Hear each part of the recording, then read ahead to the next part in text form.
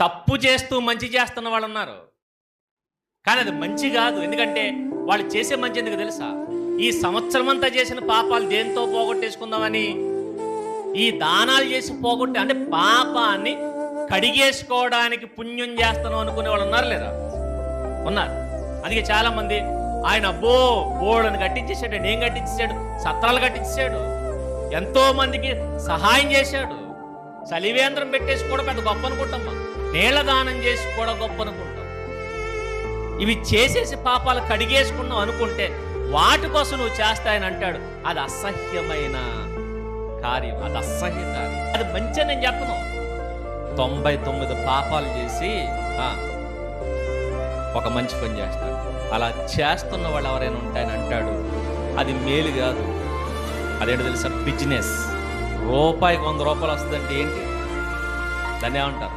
మేలా? బిజినెస్ అంటారు. అందుకే ఒక పుణ్యం చేసి 100 పాపాలను ఏం చేయొచ్చు? కడిగేసుకుందాం అనుకుంటే దాన్ని ఏమంటారు?